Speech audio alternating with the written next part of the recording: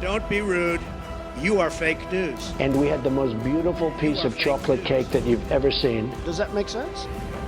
They will be met with fire and fury. Does that make sense? This egregious display of hatred, bigotry, and violence on many sides. On many sides. We will have no choice but to totally destroy North Korea. It's got to be in tip-top shape. He is a sick puppy. You are fake news. Salut et bienvenue dans Trump 2020, le podcast IFRI Slate TTSO qui décortique la campagne présidentielle américaine avec Laurence Nardon, Madame USA à l'IFRI. Bonjour Laurence. Bonjour Romain. Alors Laurence, commençons par une bonne nouvelle entre guillemets. Grâce au confinement massif de la population, il semblerait que le nombre de personnes infectées par le coronavirus commence à se stabiliser dans plusieurs régions aux États-Unis. Lundi 13 avril, 7 gouverneurs d'État du Nord-Est, dont New York, ont annoncé qu'ils allaient commencer à réfléchir à la manière dont le déconfinement pourrait s'organiser dans leurs États. Alors, profitant de ce répit, vous nous proposez de revenir sur un phénomène dont on a beaucoup parlé ces dernières semaines à propos de cette épidémie de Covid-19, le fait que les personnes en surpoids ou obèses étaient surreprésentées parmi les victimes, cette condition étant considérée comme un facteur de comorbidité. Or, comme on sait, le surpoids et l'obésité sont très répandus aux États-Unis. Ce sont des phénomènes particulièrement présents chez les personnes issues de minorités ethniques et dans les catégories sociales les plus pauvres. Alors, est-ce que vous pouvez nous expliquer un petit peu comment ces différents phénomènes s'articulent ? Je trouve que c'est aussi intéressant qu'on aborde cette question parce que si l'obésité est moins répandue en France pour l'instant, les chiffres évoluent quand même dans le mauvais sens et on peut sans doute apprendre de la situation américaine. Oui Romain, c'est un article de Stéphanie Lebars dans Le Monde la semaine dernière qui rapportait que dans les hôpitaux de la Nouvelle-Orléans, la plupart des personnes atteintes du Covid-19 et considérées comme étant dans un état critique étaient obèses. Et il faut mettre cette information en lien avec le fait que 60% des habitants de la Nouvelle-Orléans sont africains-américains. Alors effectivement, les Africains-Américains et les autres minorités pauvres sont particulièrement touchés par l'obésité et on est certainement là au cœur de l'un des plus grands problèmes de société aux États-Unis aujourd'hui. Alors si on veut parler de ce sujet un peu sérieusement, il nous faut des définitions. L'OMS a instauré différentes catégories qui sont fondées sur l'indice de masse corporelle, l'IMC, c'est-à-dire le rapport entre la taille et le poids des individus. Alors quand on a un IMC entre 18 et 25, ça va. Au-dessus de 25, on est en surpoids. Entre 30 et 40, c'est l'obésité et au-dessus de 40, c'est l'obésité morbide. Au fur et à mesure que l'IMC des individus monte, on voit survenir des maladies de toutes sortes. Alors tous les problèmes cardiovasculaires, le diabète de type 2, certains types de cancers, etc. Quels sont les chiffres aux États-Unis ? Le réseau des Centers for Disease Control, CDC, dispose de chiffres assez récents avec une enquête de 2017-2018. D'ailleurs, je signale que dans toutes ces enquêtes sur l'obésité et le surpoids, il faut distinguer entre les enquêtes qui sont autodéclaratives, dans lesquelles les gens disent eux-mêmes ce qu'ils pensent de leur situation en termes de poids, et les enquêtes mesurées. Dans les enquêtes autodéclaratives, on est généralement à 5 points de moins que dans les enquêtes mesurées. C'est-à-dire que les gens sous-estiment leur poids en réalité.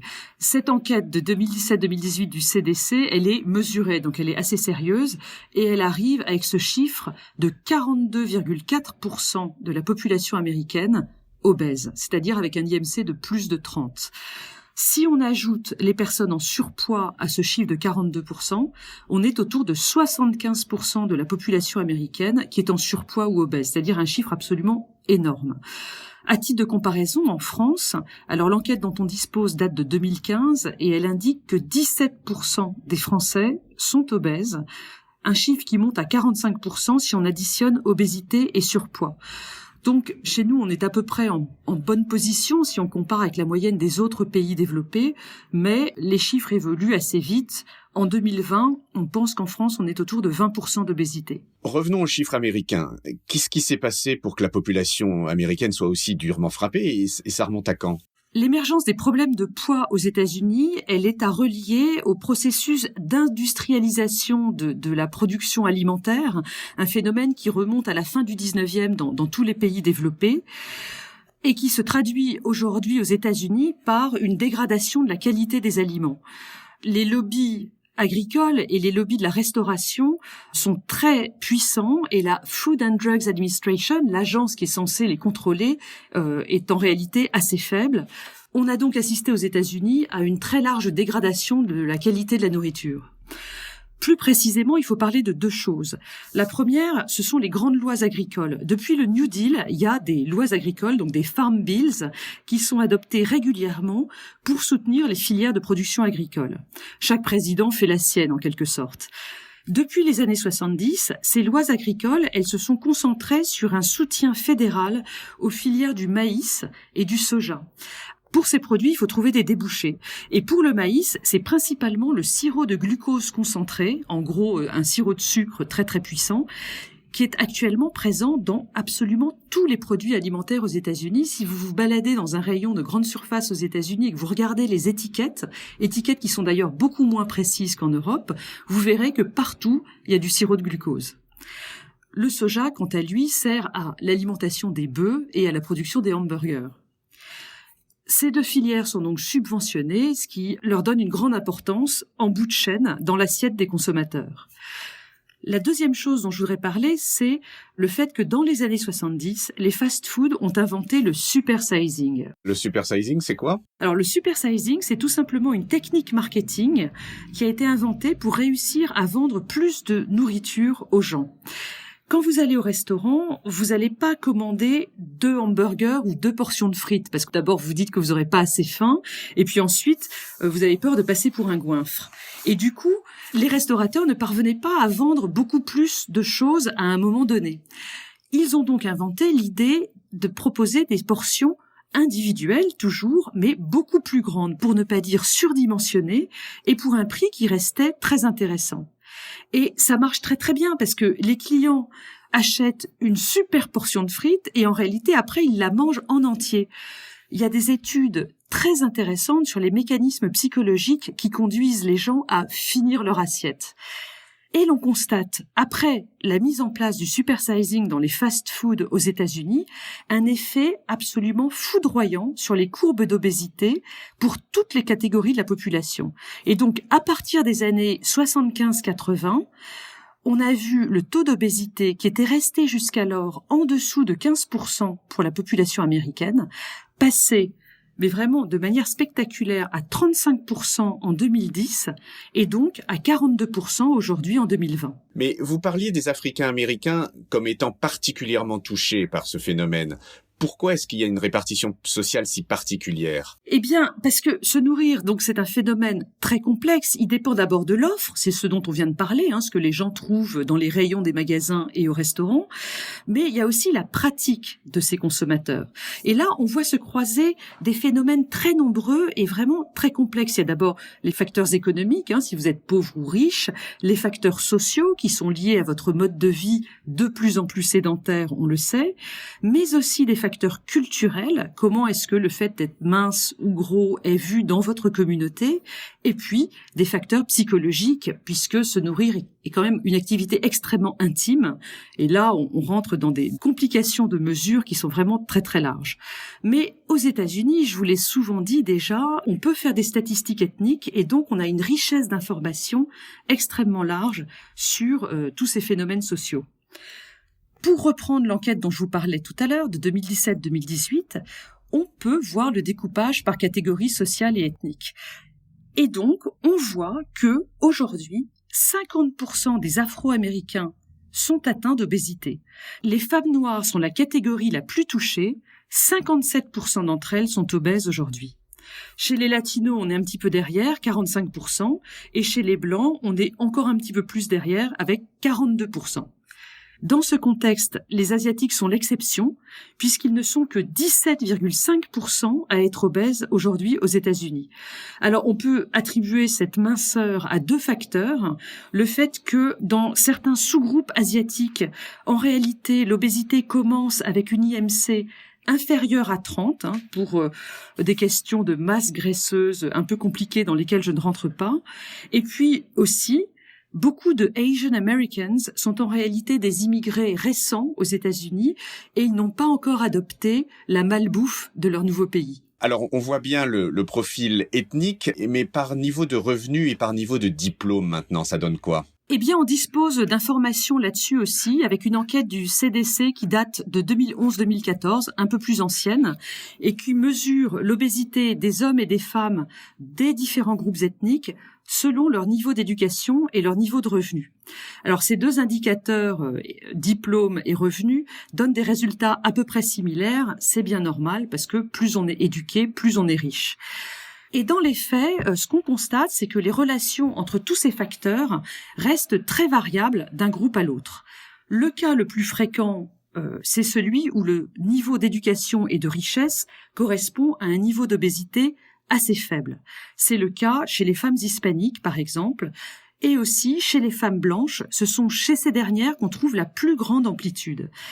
Chez les femmes blanches, lorsqu'elles ont peu d'éducation supérieure et des revenus faibles, l'obésité est élevée, elle est à 43%. Et lorsque ces femmes blanches ont à l'inverse beaucoup de diplômes et beaucoup de revenus, leur taux d'obésité n'est que de 27%, soit une amplitude de 16 points. Il suffit d'ailleurs d'ouvrir un magazine de mode ou de regarder les films d'Hollywood pour constater l'importance du regard social sur la minceur de ces femmes. Et on connaît aussi les très nombreux problèmes d'anorexie chez les jeunes filles. Mais tout n'est pas aussi univoque et on voit que, à l'inverse, chez les hommes noirs, plus ils ont des revenus et des diplômes, eh bien, plus ils sont obèses. Quelque chose qui semble quand même contre-intuitif à notre époque. Mais on verra combien de temps dure cette situation. Au final, c'est quand même parmi les minorités ethniques que se trouvent les personnes obèses, ou la plus grande proportion de personnes obèses. Et pourquoi ce phénomène ? Eh bien, c'est parce que ces minorités ont en général de faibles revenus et que c'est quand même chez les plus pauvres qu'on trouve le plus d'obèses. Donc il y a une convergence entre minorité et pauvreté. Concrètement, qu'est-ce que ça veut dire ? C'est qu'on trouve des familles avec un parent isolé qui a plusieurs jobs. Cette personne ne va pas avoir le temps et pas avoir l'énergie de cuisiner.